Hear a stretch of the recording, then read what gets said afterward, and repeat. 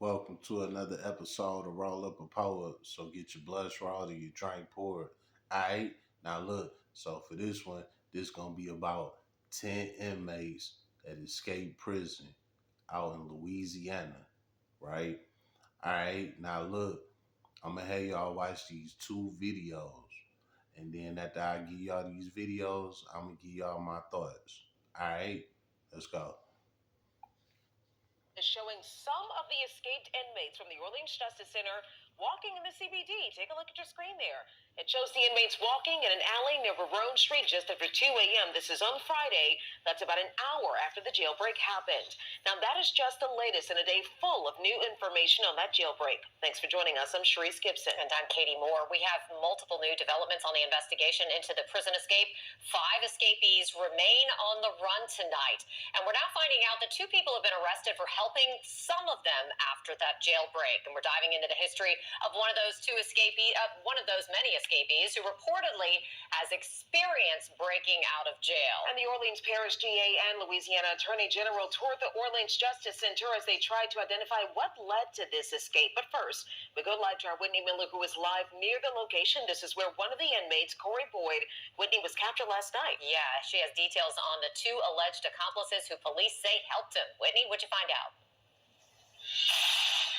Yeah, Corey Boyd was taken into custody here near this corner of Iberville and Treme. He is now the 5th person recaptured in this ongoing manhunt. But tonight, the focus, as you both mentioned, is on 2 people accused of helping him and others stay hidden.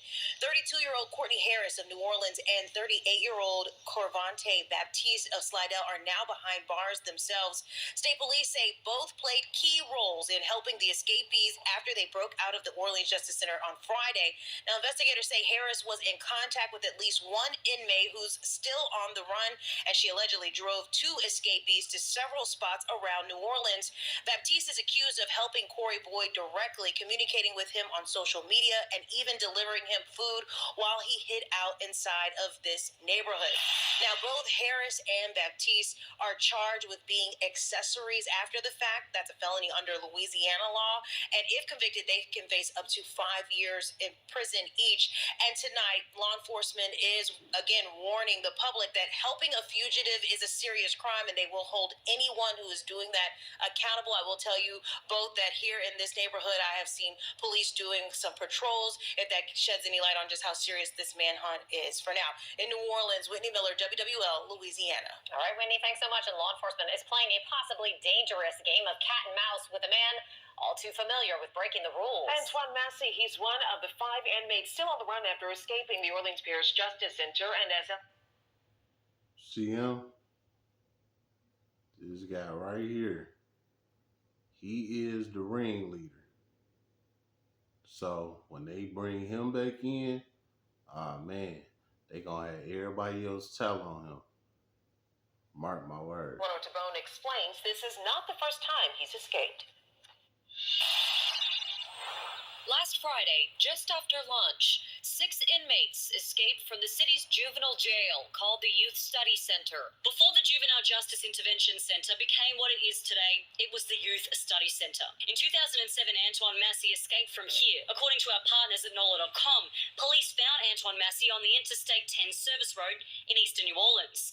At the time, Massey was being held on armed robbery and aggravated assault charges. The bottom line is that every child that's detained in that facility poses a great and grave risk to public safety, and that's the reason they're detained there. NOLA.com reported at the time the juveniles took advantage of a broken lock to get into a room that contained metal shackles, then used the heavy objects to break a window and escape. Fast forward to 2019. He escaped from Morehouse Detention Center, just outside of Monroe. He was caught the same day, but in Texas. I believe that Antoine Massey probably wasn't handled properly. Then in 2023, Massey did it again. In November of 2023, Antoine Massey was ordered into our ankle monitor program, and he was placed on ankle monitor, and 2 very short hours later, he cut his ankle monitor off. Matt Dennis with Assured Supervision Accountability Program, or ASAP, an electronic monitoring company, says Massey was a red flag from the start. The truth is, Antoine Massey didn't just escape my ankle monitor. We received him after escaping an ankle monitor. We were warned. He says Massey's history of escapes should have been a warning that he must be taken seriously. If you're going to run a brick and mortar jail with 4 walls, I'm not sure that the first floor is where you should keep very dangerous people or people that know how to escape. I don't think that you should keep them on a tier or in a pod where there's no live deputies walking around. According to documents WWL Louisiana got this week, investigators say 33-year-old Sterling Williams, a jail maintenance worker, is facing charges after he confessed to helping the 10 inmates escape. The documents say he acted under orders from escaped inmate Antoine Massey, who allegedly threatened to shank him if he refused. Antoine Massey doesn't belong on an ankle monitor. Antoine Massey doesn't belong on the first floor of an unsupervised pod. Eleanor Tabone, WWL Louisiana. And we reached out to several agencies to determine where Massey was placed on an ankle monitor before the 2023 incident, and we're still waiting to hear back. In the meantime, state and local leaders are looking for answers inside the walls of the Orleans Justice Center. Amelia Strahan was there as the DA and the Attorney General toured the facility today. So, Amelia, were they looking for anything specific? Do we get any new information from them? So Haiti and Therese District Attorney Jason Williams says that getting your eyes on a crime scene is the first step towards serving justice. And that's exactly what this was today. So as they walked through the halls here at Orleans Justice Center, they were looking for anything, any evidence that might lead them to how this happened and who is to blame for it. Security failures leading to a historic jailbreak in Orleans Parish are slowly unfolding. I saw the locks issues, I saw the hinges issue, I saw what they were talking about with the sliding doors. There's still probably 160 of them, of doors that in some form need to be fixed. For the first time since the breakout, city and state officials laid eyes on the crime scene. I wanted to see exactly where they were able to scale the wall, what door they went out of, how it was secured. I want to see the back portion of that toilet area. To preserve the investigation, District Attorney Jason Williams wouldn't speak to the vulnerabilities inside the walls of the jail. And how exactly 10 prisoners managed to escape Orleans Parish Justice Center is still unclear. But outdated security systems, broken cameras, and vendor confusion were just a few of the failures the sheriff's office cited in Tuesday's city council meeting. That assessment outlines that the current system in place, it will fail within the next 2 years. For that footage that we've all now seen, where you have the 10 inmates running outside the facility, is there a door sensor there? No, that is not an exit door, but there are some vulnerabilities of the facility that weren't there initially. But Attorney General Liz Murrill says the failures stretch far beyond broken security systems and believes the length of inmate stay in what should be a short-term facility is part of the problem. We aren't going to get long-term structural change in the system at this facility unless we can manage the amount of time that people are having to spend here, and that means their cases have to be moved. And Williams says one thing is clear: responsibility lies with more than just one person. Who all was involved in this jailbreak? Who assisted, who knew, and when?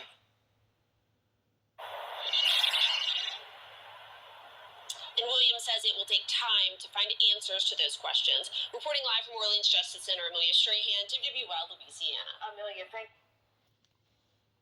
All right, now that's the first video I want y'all to see. Now, let me play the second. People used to ask me, what the is that thing? And now people have ridden over 50 million miles on one wheels. And now some new developments this afternoon in that ongoing manhunt for the remaining inmates who escaped last week from the Orleans Parish Jail. State police just announcing the arrests of 2 women accused of aiding those escapees. 32-year-old Courtney Harris of New Orleans and 38-year-old Corvante Baptiste of Slidell are charged with accessory after the fact. Investigators say the pair helped some of the fugitives after their escape. As reporter Ryan Chandler shows us, this news comes just hours after the arrest of a 5th escaped inmate. Overnight, authorities capturing a 5th fugitive, 19-year-old Corey Boyd, facing second-degree murder and aggravated battery charges. Boyd, the youngest of the 10 inmates who broke out of this New Orleans jail, an operation officials are calling an inside job. On Tuesday, investigators arresting jail maintenance worker Sterling Williams, who they say helped the inmates escape. According to the arrest affidavit, Williams told investigators one of the inmates threatened to shank him and directed him to turn off the water in a cell. They say Williams complied, and 10 men were able to crawl out of this hole behind a toilet and run free. Williams is now facing 10 counts of principal to simple escape and 1 count of malfeasance in office. This investigation is still an ongoing investigation, and so there could be more arrests that will follow. Law enforcement's also sending a message to those who may be helping the men hide. You can either choose prison, because we are going to catch you and charge you, or you can cooperate. Now, with half of the escapees recaptured and all expected in custody at a maximum security prison in... Look, y'all see them? Look at them. You see them in the white suits? Yeah, that's what they put you in right before they put you in them turtle suits. They put you in that white suit right there. So them boys was on their way to get the turtle suits put on. In Angola, Louisiana, an independent investigation is underway. The sheriff who oversees the jail accepting some blame. There were procedural failures and missed notifications. But there were also intentional wrongdoings. Among the 5 escapees still at large, a convicted murderer and a man who broke out of a different Louisiana jail in 2019. In that case, he was found within hours just outside of Dallas. While police have captured the other inmates in New Orleans, 6 days into the manhunt, officials say it's possible some of those still on the run may have fled to other cities or states. We have one mission only, and that is to recapture these inmates, these escapees. And coming up next hour on News 15 live at 5, the Orleans Parish Sheriff is under fire for... Now look, for y'all that just tuned in, that don't know, this is my daughter's phone. This is my 7-year-old's phone. So don't get on me. All right. Anyway, now on to the real. Now it's time to be serious, you know. First thing first, I want to speak on about this whole situation, right? All 10 of them guys that escaped, they are crash outs. You know what I'm saying? This is what you define crash outs is these guys right here. Because everybody know that you do not escape custody.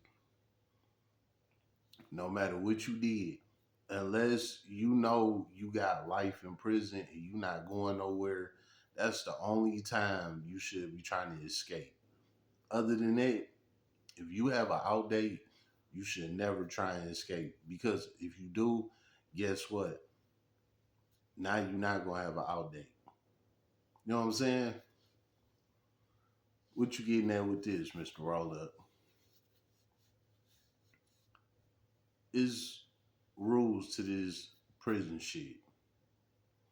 Even after you already been captured, you know what I'm saying, and you booked, and you been processed, you done been mug shot, you know what I'm saying, you done had everything took from you, now you giving state clothes, and you have a cell, you know what I'm saying, after you get all of that, it's still rules inside of those walls.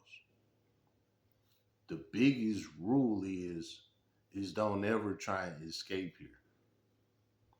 You are being punished. You do your time, no matter what it is. You know what you was doing out there that could have potentially led you up to the time that you have. So you have an obligation to do your time. If you go against those timely rules, you get more time. Meaning, you try and escape, you get more time. You don't just still do the same regular time that you getting sentenced to. So just say you getting sentenced to 20 years and you escape. It's not 20 years no more. Now it's 25, 30 years, or however long they want to keep you. Because now, not only you a threat to society, You a threat to the system. You went against the system. You know what I'm saying? So now they have every right and obligation to go ahead and hang you and give you as much time as they want to. Here's the deal. When they capture you, you are captured. You escape their custody, now they turn up your security. And with these guys escaping their custody, trust me, they gonna get all of them. 10 of them escaped. This was like, this wasn't even a week ago. They said it's day 6. You know what I'm saying? They not even a whole weekend. You know what I'm saying? And they didn't already caught 5 of them, which is half of them. They didn't already caught half of them. You know what I'm saying? Here another thing I want to say about the situation with the 10 guys that escaped. The first guy that got caught, how he get caught? He was on live. This dummy was on live. And this was right after he got out. He might have only been out for like an hour. And he jumped on live. They caught him. Right? The second one, the police took a picture with him side by side. It was a white cop and a black cop, and it was the escapee in the middle of them. The escapee, it had his hands tied behind his back. He was in the cuffs. And the 2 cops took pictures of him, took pictures with him side by side. You know what I'm saying? Like, we got this clown. You know what I'm saying? And they didn't caught 3 other guys since. Meaning they got half of the guys that already didn't escape. And it's day 6 and they already caught half of them. You don't go against the system and make them look bad by escaping they security. You know what I'm saying? They penitentiary, they correctional facility. You don't make them bad by escaping it. So they gonna come for you and they gonna get you. And when they get you, they gonna put you in that turtle suit. Just like I just showed y'all with them guys in that white. Yeah, they was in that little white tarp or whatever they had on. They booting them up to send them to Bam Bam. Remember when I told y'all about Bam Bam? Yeah.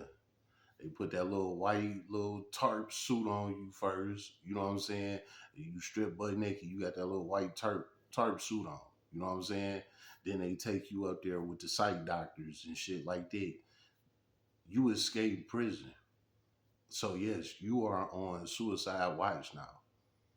And you gotta be evaluated.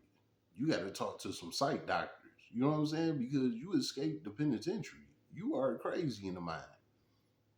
So after you talk to them, boom, they throw that turtle suit on you, put you in the cell. Just like I said about the whole Bam Bam thing. This is what's happening to these guys that escaped. Y'all made the system look bad, not the system about to do y'all bad.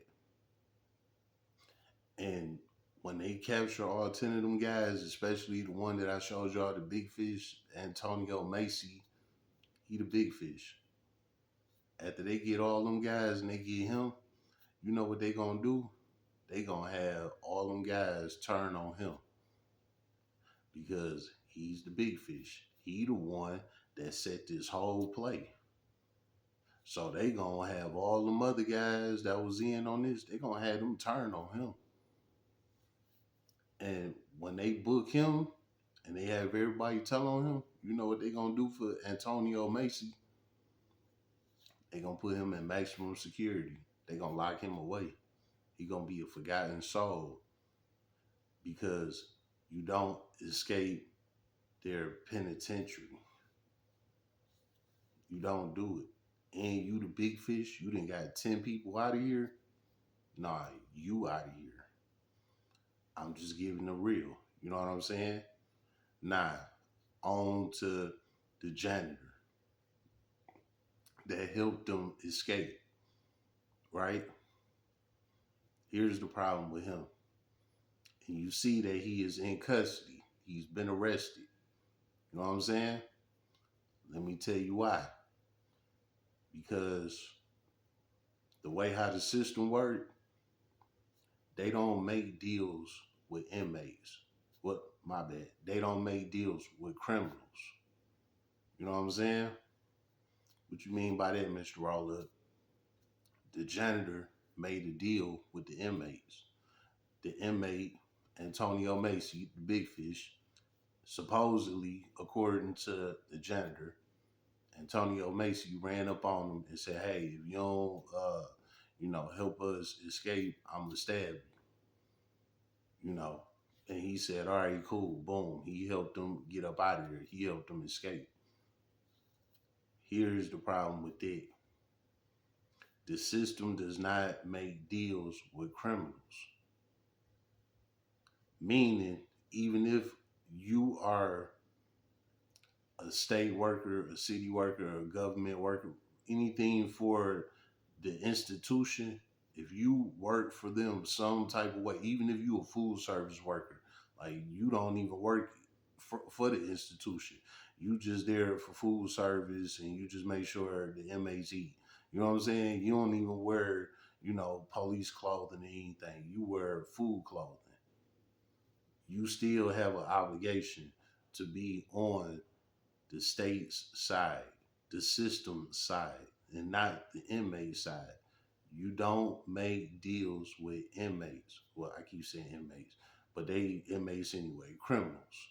You don't make deals with criminals. And that janitor worker, he knows this. Everybody that signed up for anything dealing with the inside of a correctional facility, they have to take an oath. They have to. You know what I'm saying? And that's what this guy did. That's what this guy did. He had took an oath. And in that oath, it says we don't make deals with criminals, no matter what it is. You know what I'm saying? So he broke code right there.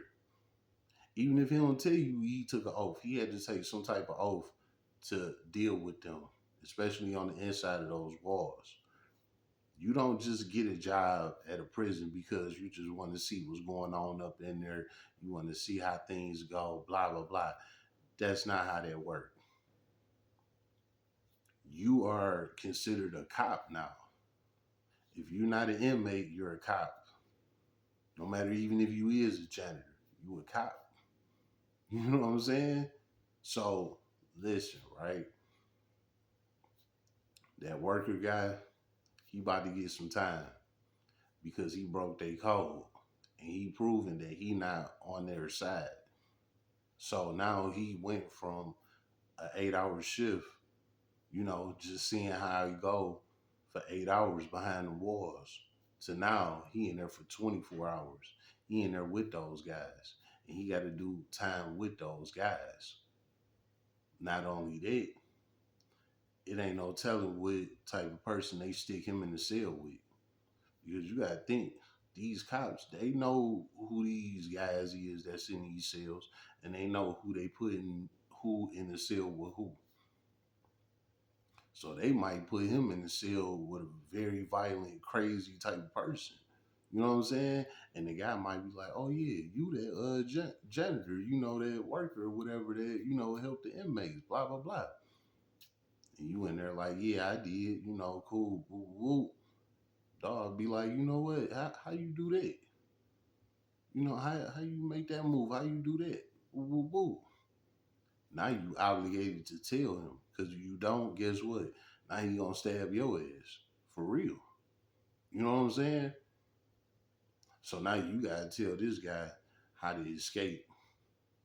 Even though y'all might not be in the same facility, the same area where the actual escape happened, this criminal inmate, he still want to know how it was done. So if he do get around the facility or area or the same area as that, he gonna attempt it. So now you got to tell him how it happened. This is an escape. He gonna need this knowledge one day. Even if it's 40 years from now, he gonna need this knowledge. So you obligated to tell him that. And that's what he might get put in the cell with. That's who he might be in the cell with right now. A guy that's pressing him. Hey, how you get up out of here? Because I need to get up out of here. You know what I'm saying? So, dog don't know what he signed up for. Regardless if the guy did say he was going to shank him and he went with it, or he real life was like cool with them and he was trying to help them escape. Either or, the system gonna hit him across the head and he about to do some time because you don't go against the system. That's just it. You know what I'm saying? Another problem, right? These women that help these guys after the fact. You harboring a fugitive. You never help any criminals, even as a civilian. They escape prison.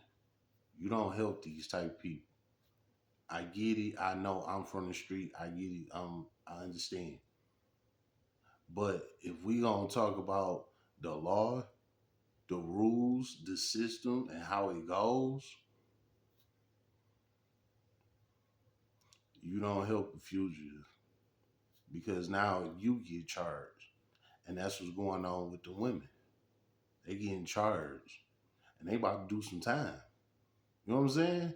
Unless they tell everything, they gonna have to give up the whole operation, how everything happened, blah blah blah blah blah blah. They still gonna get some probation or something. Nah, fuck that. You ask me, they gonna get some time. It might not be a lot of time, but they gonna get some time. You know what I'm saying? This was all a big ass circus. You know what I'm saying? All of these people that was involved with this escape, all of them is going to jail. All of them about to get some time. And they all get donkey of the year. Because again, you just don't escape. Now, I seen where it said a couple of them guys, had murder charges, things like that. And it makes sense because guys that's about to go home or don't got a lot of time, they don't get involved with no stuff like that, like riots, escaping, stabbing, gang banging, you know, spud juice. They don't get involved with that kind of stuff because they trying to go home. You know what I'm saying? It's the crash outs that, mess with that type of stuff, cell phones and all of that. It's the ones that got time. And I didn't say this before. It's them guys that got time that do that type of stuff because they don't got nothing else to do. They know they not going nowhere. So they get to doing stupid shit. You know what I'm saying? For some attention, a cry out, hey, I'm not going nowhere. I'm trapped. So I'm going to do whatever the fuck I can because why not? I don't got nothing else to live for. So crash out. Already crashed out. That's why they in the predicament they in. Why not crash out again? They ain't going nowhere. They know what's going on.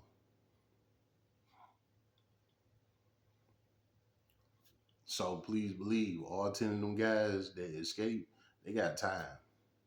You know what I'm saying? They got time, man. Because guys that's going home don't do that. Don't even be in that type of mix. Don't even be around them type of guys. Don't want to have no convos with them. None of that. You know what I'm saying? Guys that's going home, they act like they don't even know them type of guys. Like, shit, y'all niggas tripping. Y'all trying to escape. I'm about to go home. Y'all can escape all y'all want. I'm about to go home. You know? Another problem with this whole situation. These guys escape prison, but they forget that this is not the 80s or the 90s no more, where you could escape, grab you a couple dollars, dip out of town, hit another state, maybe another country or whatever, go lay low, start over, cut your hair off, cut your beard off, hang with different people. Boom, you got away. Yeah, that was the 70s, the 80s, the 90s, that type of time. But when the 2000s hit, the millennium, when that hit, things changed. What you mean by that? We going into the future. That's what the 2000s did. The 2000s took us into the future. Remember back in the day with the Jetsons, the cartoon, when they was showing how everything was futuristic, they went into the future. That's what the 2000s was. It took us into the future. And ever since, life been different. Since the 2000s and up, life been different.